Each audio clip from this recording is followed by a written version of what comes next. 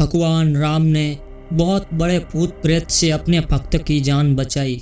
नमस्कार दोस्तों, आपका स्वागत है हमारी YouTube चैनल पर। आज की कहानी मेरे खास करीबी दोस्त की है, जो कि वो अयोध्या गया था, वहाँ पर यह अनुभव हुआ। तो दोस्तों, आप भी भगवान राम को मानते हैं तो प्लीज़ हमारी चैनल को सब्सक्राइब कर लीजिए। जय श्री राम। राहुल नाम का आदमी वटवाण में ही पास के एक छोटे से गांव में रहता था। राहुल एक ब्लॉगर था जो रोज नए नए जगह पर जाकर ब्लॉग वीडियो बनाता था। तो उसको ख्याल आता है कि राम मंदिर का काम पूर्ण हो गया है, तो वहां पर जाकर एक ब्लॉग वीडियो बनाए। उसने सोचा कि 22 जनवरी को ट्रैफिक जाम इतना होगा कि तब वीडियो नहीं बना पाऊंगा, इसलिए अभी जाकर ब्लॉग वीडियो बनाऊंगा तो भीड़ और ट्रैफिक भी नहीं होगी, तो वीडियो अच्छे से बना पाऊंगा। तो अपने गांव से वो अयोध्या जाने के लिए निकलता है, और जब रायबरेली पहुंचता है तो रात के 11 बज गए। आज उसे रात में ही अयोध्या पहुंचना ज़रूरी था, क्योंकि उससे वीडियो बनाने के अलावा दूसरा भी कोई काम था। तो जो मेन हाईवे था उसमें बहुत ट्रैफिक जाम था, क्योंकि सरकार ड्राइवरों के लिए नया नियम लाई थी। उसका विरोध करने के लिए सभी ड्राइवर हड़ताल पर उतरे थे, इसलिए पूरा हाईवे चक्का जाम था।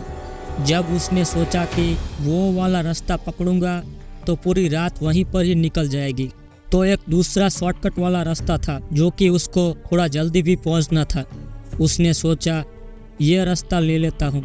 हालांकि वो रास्ता पूरा अनजान था, उस रास्ते से उसने कभी भी ट्रैवल नहीं किया था, तो उसको अच्छे से जानकारी थी नहीं कि वहाँ से अयोध्या कैसे जाना होगा। उसने सोचा कि निकलता हूँ, समझ में नहीं आया तो किसी से पूछ लूँगा। रात के 11 बजे वहाँ से निकल जाता है। राहुल परेशान था कि टाइम पे पहुँचूंगा कि नहीं, क्योंकि उसे सुबह सुबह अयोध्या पहुँचना था।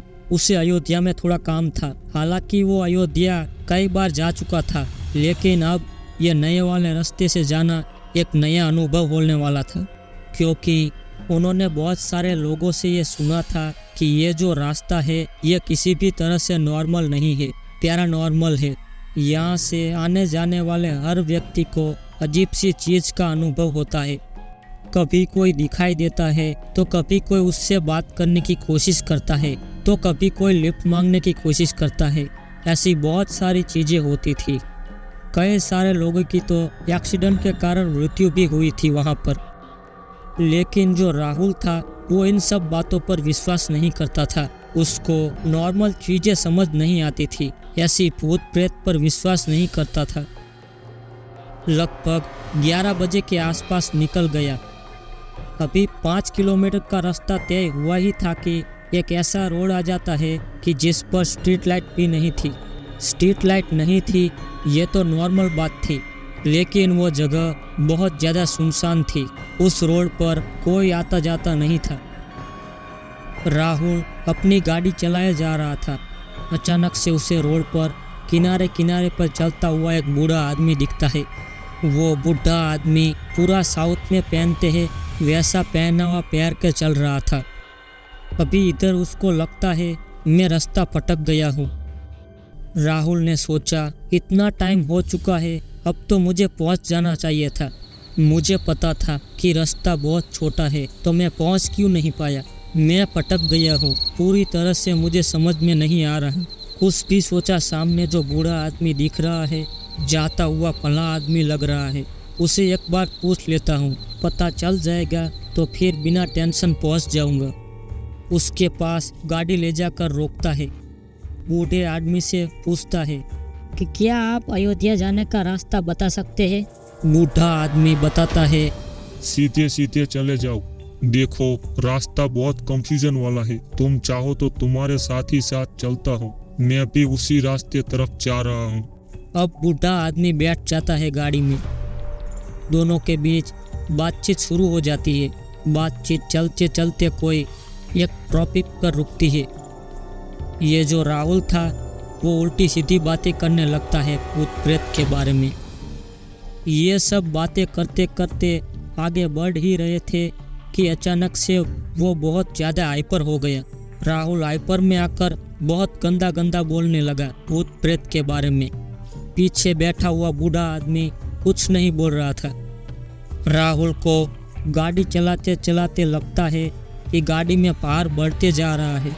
अचानक से उसके गुस्से के साथ साथ गाड़ी का वजन भी भारी हो गया था। राहुल गाड़ी चलाते चलाते बोल रहा था कि देखिए, मुझे कुछ समझ नहीं आ रहा। मुझे ऐसा लगता है कि गाड़ी में कुछ प्रॉब्लम है। गाड़ी बहुत टाइट चल रही है। पीछे से कोई जवाब नहीं मिलता है। बोलता है, मैं गाड़ी रोक दूं क्या? यहाँ पर चेक करे, कोई प्रॉब्लम तो नहीं है। फिर से कोई आवाज़ नहीं आती। राहुल अपना साइड मिरर सेट करते हुए देखता है कि पीछे वाला व्यक्ति कुछ बोल क्यों नहीं रहा। ये गिर तो नहीं गया ना? मिरर सेट करते हुए राहुल ने देखा कि पीछे कोई नहीं। राहुल को बहुत ज़्यादा टेंशन हुई। तुरंत गाड़ी रोकी। उसको लगा कि गिर तो नहीं गया ना। तो पीछे देखा, सीधा रोड था, वहाँ पर भी कोई नहीं था। राहुल को बड़ी टेंशन हो गई। राहुल कंफ्यूज हो गया था। राहुल कंफ्यूजन में गाड़ी चालू करने की कोशिश करता है, लेकिन एक दो बार में गाड़ी स्टार्ट नहीं होती। राहुल को अचानक से डर सा लगने लगा था, क्योंकि सुनसान रोड है, स्ट्रीट लाइट भी नहीं, कोई आ जा भी नहीं रहा है। अभी तो वो सोच ही रहा था कि अचानक उसके बाजू में से एक आदमी प्रकट होता है। पता नहीं कहाँ से आता है, लेकिन जैसे ही प्रकट होता है अचानक से उसकी बाजू में दिखाई देता है। वो आदमी बड़ा ही भयंकर दिख रहा था, बड़ा डरावना चेहरा था। वो आदमी बोल रहा है, क्या बोल रहा था तू मेरे बारे में? राहुल घबरा गया। मामा, मैंने क्या बोला आपके बारे में? तू अभी थोड़ी देर पहले किसी से मेरे बारे में क्या बोल रहा था? मैंने आपके बारे में नहीं, मैंने तो दूसरे लोगों के बारे में कहा था। वो मैं ही हूँ। तेरी हिम्मत कैसे हुई बोलने की? अब सब कुछ ठीक चल रहा था, शांति से तू जा रहा था, तेरे साथ कोई भला आदमी भी जा रहा था, तू शांति से अपने घर पहुंच जाता, लेकिन तुझे उल्टी सीधी बातें करने की क्या जरूरत थी? अब तुझे इसका अंजाम भुगतना पड़ेगा। तू रुक जा, मैं तुझे छोड़ूंगा नहीं। ऐसा करके वो आदमी ने राहुल का पीछे से कॉलर पकड़ा। राहुल टेंशन में। राहुल ने गाड़ी स्टार्ट की। राहुल ने फिर से गाड़ी भगाने का सोचा। मैं निकल जाऊंगा। वो आदमी ना जाने बिजली की रफ्तार से दौड़ा। गाड़ी के पिछली वाली साइड से गाड़ी को पकड़ के खींच लिया पीछे। वो आदमी दौड़ दौड़ के बिल्कुल साइड में दौड़ के आ रहा है। बोला, मैं तुझे छोड़ूंगा नहीं। तुझे क्या लगा इतनी आसानी से तू बच जाएगा? तू जानता भी है मैं कौन हूँ। तू कभी सोच भी नहीं सकता। राहुल जैसे ही गाड़ी की स्पीड बढ़ाने की कोशिश करता है, वो आदमी का पूरा हुलिया बदल गया और इतना डरावना लग रहा था कि उतना डरावना इंसान राहुल ने कभी नहीं देखा होगा। राहुल को बिल्कुल भी समझ में नहीं आ रहा था। राहुल बहुत टेंशन में गाड़ी की स्पीड बढ़ाते चला गया। अचानक से नज़र पड़ती है लेफ्ट साइड में। वहाँ पर एक छोटी सी लाइट जल रही थी। वो लाइट दरअसल एक मंदिर की थी। राहुल को समझ आता है कि मंदिर है। राहुल गाड़ी की स्पीड बढ़ा के उस मंदिर के पास लेकर जाता है। तुरंत ही गाड़ी रोकता है और देखता है कि भगवान राम का मंदिर है। भाग के जाता है मंदिर के अंदर। राहुल को मंदिर में अचानक नींद आ गई और सो गया था। जब सुबह उसकी नींद खुली तो देखा कि वो तो एक पेड़ के नीचे सो रहा है। वो शौक रह गया कि यहाँ पर तो एक भगवान राम का मंदिर था, कहाँ गया वो मंदिर? लेकिन अब उसे समझ में आ गया था कि उसकी रक्षा करने खुद भगवान राम आए थे। अब वो उत्साह से भगवान राम के मंदिर अयोध्या जाता है। तो देखा दोस्तों आपने, हम भगवान को नहीं भी याद करते तब भी भगवान हमारी मदद करने के लिए आते हैं। कैसी लगी हमारी स्टोरी? आपकी राय कमेंट सेक्शन में ज़रूर बताइए। जय श्री राम।